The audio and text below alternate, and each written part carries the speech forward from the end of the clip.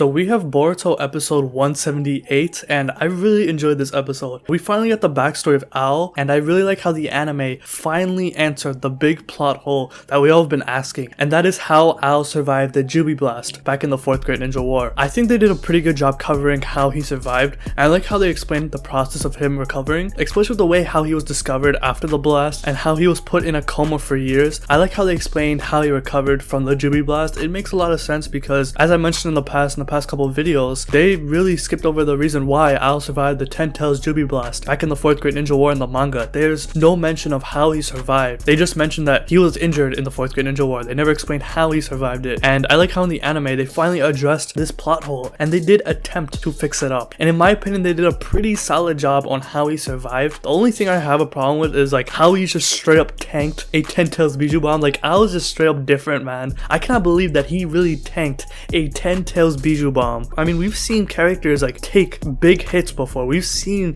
characters get absolutely destroyed and they still survive. We saw Jiraiya fight Pain. He gets his arm blown off and like he fights the 6 Pains at once, and even though he did die, he was able to endure a lot of their attacks. We see Obito get crushed by a boulder and he was still able to talk and give his Sharingan away. And Ao, for him, like, this guy is a tank. Like, I still cannot believe that he straight up tanked a 10 Tails Bijou Bomb. It's kind of unbelievable and I don't want to believe it, but you know, they did explain that it does seem like he did straight up survive. I made a theory video about it. You can go check it out about how Ao survived the 10 Tails Bijou Blast. But just my theory, I was wrong in the end. It looks like he actually straight up survived, which I find so unbelievable. It is what it is. I'll look past it because they did a good job explaining how he recovered. We saw how he was in the hospital for years. He was in a coma for years, and we saw how once he woke up, he wanted to die. He felt like there was no point of living anymore because he had no limbs, and how Katasuke came in and saved his life. It shows you just how good of a character Katasuke is. I know a lot of people, if you're anime only, they don't like Katasuke. A lot of people don't like Katasuke because the way he influenced Boruto to use scientific ninja tools in the Chunin exams. But I do want to say that if you don't remember already, Katasuke was put under a genjutsu by a certain Kara member. I hope a lot of people respect Katasuke now, considering that he has saved lives. He has given people life. We saw how Ao, he was literally brought back to life because of Katasuke. Obviously other people treated him in the hospital, but Katasuke is the reason why Ao is like so motivated to be something as a person. Even though Ao has straight up said he doesn't want to be a shinobi anymore, he feels like he has to serve a purpose in life, and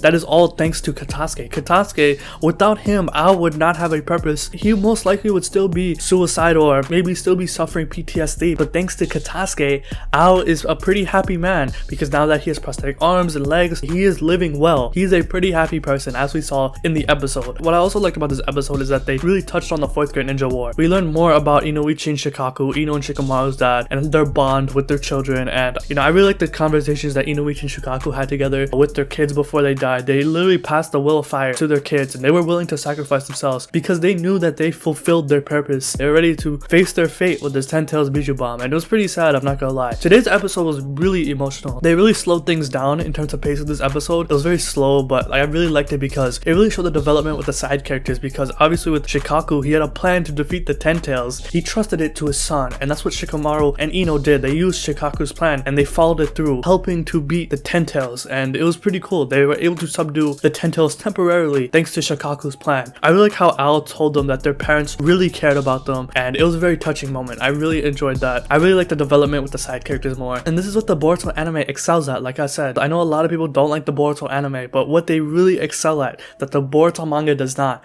is the development of side characters. They really flesh out characters like Ao, even old characters from the old gen like Shikamaru and Ino. They're fixing up plot holes like this. I'm glad that the anime has fixed up a big plot hole from the manga. They did a good job overall, so I really like this episode. Obviously, we saw in the preview, we saw the Kara members. We saw Jigen, we saw Amato, and we saw Delta. And all I'm gonna say now is that the designs are okay to me. I've seen a lot of people complain that the designs are trash, but for me at least, the designs are okay. I think among the three, among Amato, Delta, and Jigen, I think Amato has the best design. It looks pretty similar to his manga counterpart. Same thing with Delta, they both look the same. The only character design I have a problem with is Jigen.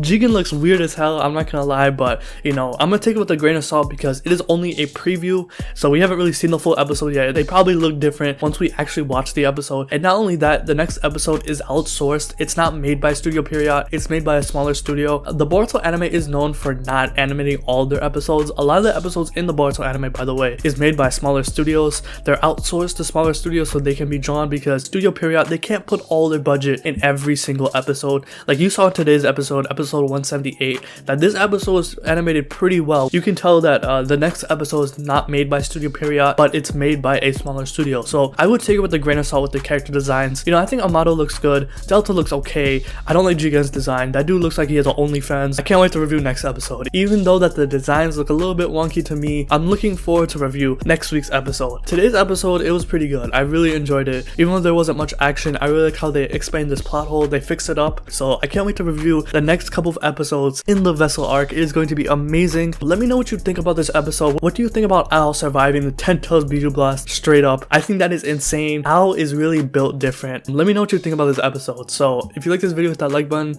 subscribe, hit the bell as well, and have a good day. Peace.